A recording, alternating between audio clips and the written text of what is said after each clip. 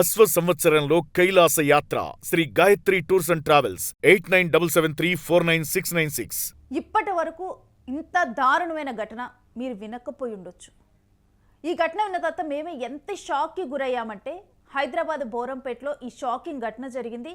అసలు ఒక కన్న తల్లి ఇలా చేస్తుందని ఎవరూ కూడా ఊహించలేనటువంటి ఘటన. అమ్మతనానికి మాయని మచ్చ తెచ్చింది ఓ తల్లి. 2 నెలల చిన్నారిని అత్యంత క్రూరంగా చంపింది తల్లి మమతా ఆహిర్వాల్. కారణం ఏంటో తెలుసా? ఏడుపు ఆపటం లేదనే కోపంతో పాప నోట్లో గుడ్ల కుక్కి చేతులు కట్టేసి కట్టెల పొయ్యిలో కాల్చింది తల్లి. ఇంతకంటే దారుణమైన ఘటన ఇంకేదైనా ఉంటుందా? అసలు వినటానికి చెప్పటానికి కూడా ఒళ్ళు గగ్గురు పొడుస్తుంది.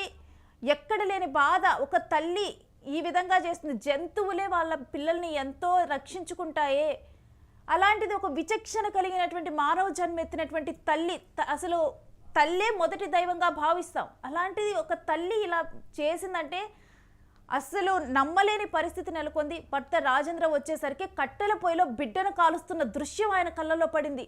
భార్య మమత అక్కడ కూర్చొని పిల్లకు నోట్లో గుడ్డలు కుక్కి చేతులు కట్టేసి కట్టెల పొయ్యిలో కాలుస్తున్నటువంటి ఘటన. బోరంపేటలోని సనారెల్లి అపార్ట్మెంట్స్లో ఒక నిర్మాణ ప్రదేశంలో కార్మికులుగా పనిచేస్తూ మధ్యప్రదేశ్కు చెందినటువంటి రాజేంద్ర, మమతా ఆహిర్వాల్ వీళ్ళిద్దరూ నివాసం ఉంటున్నారు. వీళ్ళకి 2 నెలల పాప ఉంది. రాజేంద్ర పనికి వెళ్ళటం జరిగింది. వచ్చేసరికి ఈ రకంగా కూడా తల్లి చేస్తూ ఉంది.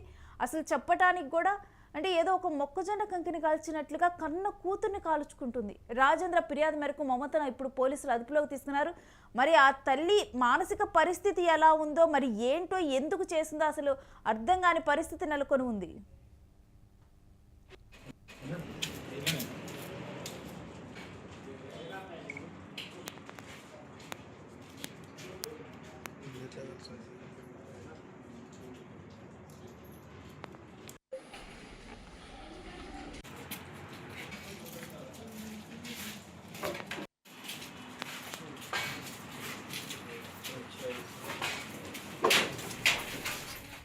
ఇక పోలీసులు పరిశీలిస్తున్న దృశ్యాలు మనం చూసాం కదా, అదంతా కూడా ఒక నిర్మాణం అవుతున్న భవనం మనకి క్లియర్గా కూడా అర్థమవుతుంది. అక్కడే వీళ్ళిద్దరూ కూడా ఉంటూ ఉన్నారు. ఈ క్రమంలో అసలు ఈ మహిళ ఎవరూ కూడా లేరు, చుట్టూ కూడా నిర్మానుష్యంగానే ఉంది. కానీ అసలు ఎవరూ ఎక్స్పెక్ట్ చేయనటువంటి, అసలు ఇప్పటి వరకు విననటువంటి ఒక ఘటన జరిగింది. అసలు దీని వెనక కారణాలు ఏంటి, ఆ మహిళ మానసిక పరిస్థితి ఏంటి, ఆమె ఏమైనా పోస్ట్ పార్టమ్ సిండ్రోమ్లో ఉందా ఏంటి, పూర్తి డీటెయిల్స్ కూడా మా ప్రతినిధి సాయిని అడిగి తెలుసుకుందాం. తన ఘటన ప్రదేశానికి వెళ్ళటం, అక్కడ పరిస్థితులను పరిశీలించి రావటం జరిగింది. సాయి, అసలు ఏం జరిగింది? ఒక కన్న తల్లి ఈ విధంగా కూడా చేస్తుందని అసలు ఎవరు కూడా అనుకోనటువంటి ఘటన, పూర్తి డీటెయిల్స్ ఏంటి? రేణు, కుత్బలాపూర్ దుండిగల్ పిఎస్ పరిధిలో అయితే ఈ ఘటన చోటు చేసుకుంది. ఇదే సన్నరెల్లి అపార్ట్మెంట్ లో ఈ ఘటన చోటు చేసుకుంది. చిన్నారిని అతి దారుణంగా, అంటే అసలు మనం చెప్పుకోలేము, అత్యంత దారుణంగా బిడ్డనైతే చంపేసింది. సో ఇది మధ్యప్రదేశ్ చెందిన మమత తల్లికి సంబంధించి తండ్రి బయటికి వెళ్ళిన సమయంలో ఈ తల్లి బిడ్డ ఏడుపు ఆపట్లేదని చెప్పి ఒకసారి కాదు, 2 సార్లు కాదు, ప్రతిసారి ఏడుస్తూ ఇబ్బంది పెడతా ఉంది నా బిడ్డ అని చెప్పి, చిన్న బిడ్డ పసికందు అక్కడ పొయ్యిలు మంటేసే కట్ల మీద పెట్టి బిడ్డని కాల్చేస్తుంది. సో అక్కడ చూసుకుంటే అక్కడికి వెళ్ళి కూడా నేను చూడటం జరిగింది. ఆ సన్నరెల్లి అపార్ట్మెంట్ అనేది పూర్తిగా అది ఎక్కడో ఊరు చివరన రింగ్ రోడ్ దగ్గర ఉన్నట్లుగా కూడా అక్కడ తెలుస్తోంది. అంటే అక్కడికి వెళ్ళిన తర్వాత కూడా మొత్తం అడవి ప్రాంతం, అసలు ఎవరు లేని పరిస్థితి. అక్కడికి వెళ్ళి లోపల చూస్తే అసలు జీర్ణించుకోలేని పరిస్థితి అయితే నాకు అనిపించింది. అయితే చిన్న పసికందు అసలు చూస్తేనే అల్లారి ముద్దుగా చాలా బాగున్నాడు.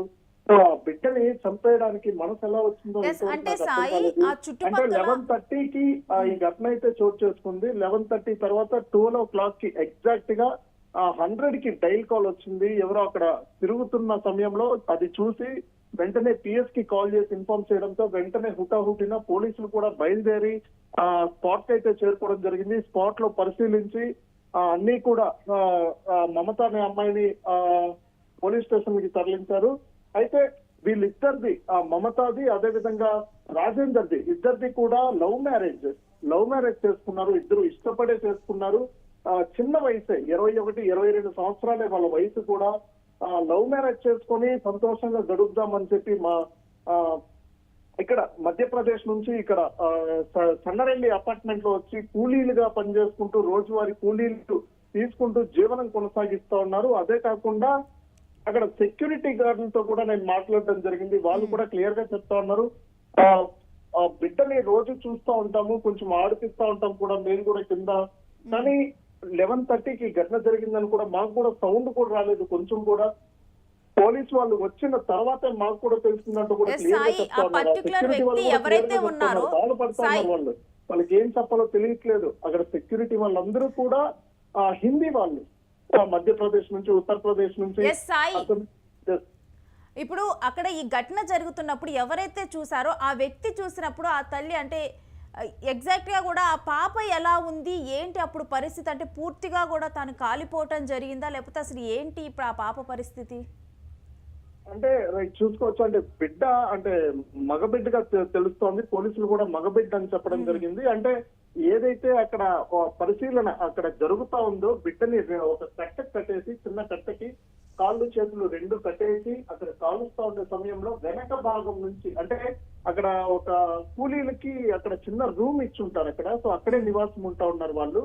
సో అక్కడ ఒక కూలీ రూమ్ దగ్గర కాలుస్తూ ఉండేటప్పుడు వెనక నుంచి వేరే అతను ఆ అపార్ట్మెంట్ లో కూలీగా పనిచేసే ఒక అతను వెనక నుంచి చూసి వెంటనే అది పొగ రావడంతో, బిడ్డ కలుస్తుంటే పొగ రావడంతో వెంటనే పిఎస్ కి కాల్ చేసి ఇన్ఫార్మ్ చేయడం జరిగింది.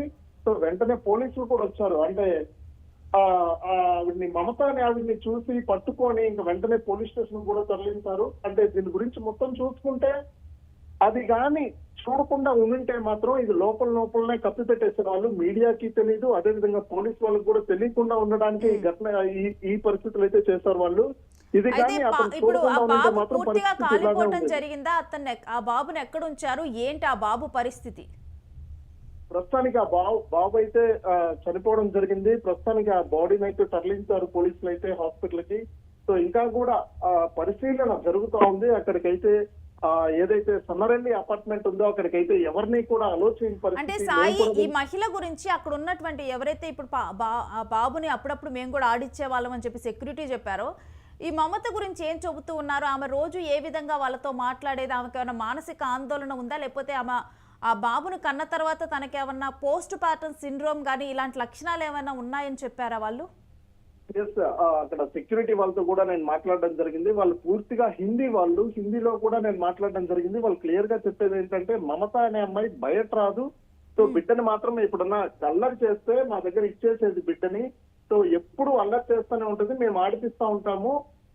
మమత అనే అమ్మాయి మాత్రం బయట రాదు, ఎప్పుడు కూడా బయట రాదు, లోపలనే ఉంటది. ఎప్పుడన్నా బయట వస్తే అక్కడ పాన్ షాప్ ఏదో ఉంటదంట, సో అక్కడికి వెళ్ళి ఏదన్నా కావాల్సిన వస్తువులు వాళ్ళు స్మోక్ అని ఇట్లాంటివి తెచ్చుకుంటారు, వాళ్ళ భర్తకి సంబంధించి వాళ్ళు తెచ్చుకొని వాళ్ళు చేసుకుంటారు. అంతేకాని మమత అనే అమ్మాయి బయట రాదు, తన గురించి తెలియదు మాకు అని చెప్పే ప్రయత్నం అయితే చేస్తారు అక్కడ సెక్యూరిటీ వాళ్ళు. మరి తన భర్తను కూడా ఆధీనంలోకి తీసుకోవడం జరిగిందా పోలీసులు? ఎస్, వాళ్ళ భర్త అయితే ప్రస్తుతానికి పోలీస్ స్టేషన్ పరిధిలో ఉన్నాడు, పోలీస్ స్టేషన్ లో. సో భర్త లేని సమయంలోనే ఈ ఘటన అయితే చోటు చేసుకుంది. అక్కడ పోలీస్ వాళ్ళు కూడా క్లియర్ గా చెప్పడం జరిగింది. సో భర్త బయటకు వెళ్ళి వేరే పనికి వెళ్ళి వచ్చే సమయంలోనే బిడ్డని దారుణంగా కూడా చేయడం జరిగింది. అసలు భర్తకి సంబంధం లేదు దీనికి, భర్తకి. పోలీసులు కూడా తీసుకెళ్లి ఎంక్వైరీ చేస్తా ఉన్నారు ప్రస్తుతానికి అయితే. ఇంకా ఏ కోణంలో జరిగిందనే కూడా కోణంలో కూడా విచారిస్తా ఉన్నారు. నేను right, stay with us Sai, మీ దగ్గర నుంచి మరిన్ని డీటెయిల్స్ తీసుకుంటాం. అసలు వినటానికే ఆశ్చర్యంగా భయంకరంగా అనిపిస్తూ ఉంది ఈ ఘటన.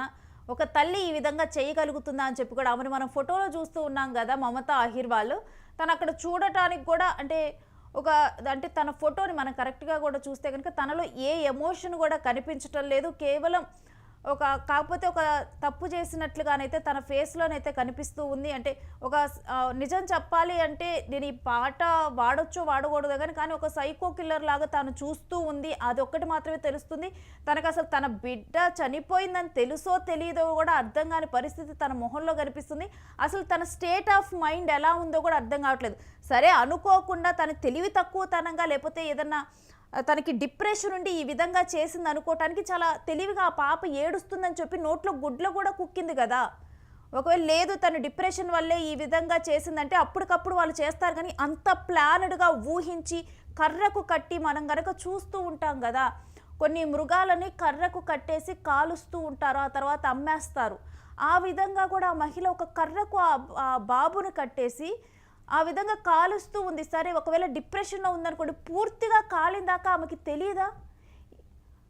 తర్వాత అయినా కానీ తన బిడ్డ అని రియలైజ్ అవుతారు కదా. ఎందుకు తాను ఆ విధంగా చేసింది? తను ఏమైనా సైకోనా, లేకపోతే ఎవరితో కూడా కలవదని కూడా అక్కడ ఉన్నటువంటి సెక్యూరిటీ చెప్పారు. తాను ఒక్కతే ఉండి తాను సైకోలా మారిందా అంటే కేవలం ఎందుకంటే వాళ్ళ హస్బెండ్ కూడా పనికి వెళ్ళిపోతాడు. ఆ తర్వాత తను లవ్ మ్యారేజ్ చేసుకున్నట్లుగా తెలుస్తుంది. ఒక్కతే ఉంటుంది, చుట్టూ కూడా ఏం ఫ్యామిలీస్ లేవు, సెక్యూరిటీ వీళ్ళు ఉంటారు. ఎప్పుడు కూడా తాను మాట్లాడింది లేదా, ఆ బిడ్డను తెచ్చి వాళ్ళకి ఇస్తుంది. ఒకవేళ ఆ బిడ్డ కనుక అల్లరి చేస్తే 2 నెలల బాబుని వేరే వాళ్ళ దగ్గర కూడా తాను వదిలేస్తూ ఉంది. జనరల్గా అయితే ఎంత ఏడ్చినా ఏం చేస్తే కానీ తన దగ్గర మరి తనకి సముదాయించడం రాలేదా? రానప్పటికీ కూడా ఎవరు ఈ విధంగా చేయరు కదా. ఎప్పుడు అక్కడ ఉన్నటువంటి సెక్యూరిటీయో వాళ్ళకి ఇస్తూ ఉంటుంది కదా తను. కానీ ఈసారి ఎందుకు ఇవ్వలేదు? తను ఎందుకు ఈ రకంగా ప్రవర్తించింది? అసలు అర్థం కాని పరిస్థితి నెలకొని ఉంది. అసలు ఎవరైనా ఈ విధంగా చెయ్యగలరా? అసలు ఎవరు కూడా చెయ్యలేరు. ఇప్పటి వరకు కూడా అసలు ఇలాంటి ఘటన విన్నదే లేదు. మరి ఆ తల్లి ఎందుకు అలా చేసింది? 2 నెలల పసికందుని ఒక మృగాన్ని కనుక కట్టెకు గట్టి కాల్చినట్లుగా ఈ విధంగా కూడా కాలవటం అసలు కూడా ఎవరు జీర్ణించుకోలేకపోతున్నటువంటి సంఘటనగానే దీన్ని చూడాలి. పోలీసులు ఇప్పుడు ఆమెను అదుపులోకి తీసుకున్నారు. అసలు ఆమె మానసిక పరిస్థితి ఏంటి? ఆమె ఎందుకు ఇలా తయారైంది? తన బిడ్డని ఈ రకంగా ఎందుకు కాల్చింది? మరొక వైపు తన తండ్రి అసలు ఆమె పరిస్థితి ఏంటి? ఆమె ఎలా ఆలోచిస్తుంది? ఆమె ఏ విధంగా ఉంటుంది? మరి వాళ్ళిద్దరి మధ్య గొడవలు ఏమన్నా ఉన్నాయా ఏంటి అనేది కూడా మమతా అహిర్వాల్ భర్తని కనుక విచారిస్తే కనుక పూర్తిగా కూడా తెలిసేటువంటి అవకాశం లేదు. మరి ఈ సంఘటన గురించి ఇప్పుడే జరిగింది. పోలీసులు కూడా పూర్తిగా కూడా దీనికి సంబంధించి ఎటువంటి వివరాలు కూడా వెల్లడించలేదు. పూర్తిగా కూడా వీళ్ళిద్దరిని విచారించిన తర్వాత వీళ్ళు మధ్యప్రదేశ్ నుంచి రావడం జరిగింది. అసలు వీళ్ళ మూలాలు ఏంటి? వీళ్ళు ఏ ఫ్యామిలీ నుంచి వచ్చారు? మరి వీళ్ళు లవ్ మ్యారేజ్ అంటున్నారు. వీళ్ళు ఫ్యామిలీతో కనెక్షన్ ఉందా లేదా? లేకపోతే ఆమె అసలు పెళ్ళైన తర్వాత ఏమన్నా డిప్రెషన్లోకి వెళ్ళిందా? ఏమైంది? ఏం జరిగింది అనేది పోలీసులు ఇన్వెస్టిగేట్ చేసి మొత్తం వివరిస్తే తప్పితే తెలిసే పరిస్థితి లేదు. ఏది ఏమైనప్పటికీ కూడా ఇది ఒక భయంకరమైన ఘటనగానే దీన్ని చెప్పాలి. అసలు వినటానికి ఆశ్చర్యంగా చాలా ఘోరమైనటువంటి క్రూరమైనటువంటి ఘటన ఇది.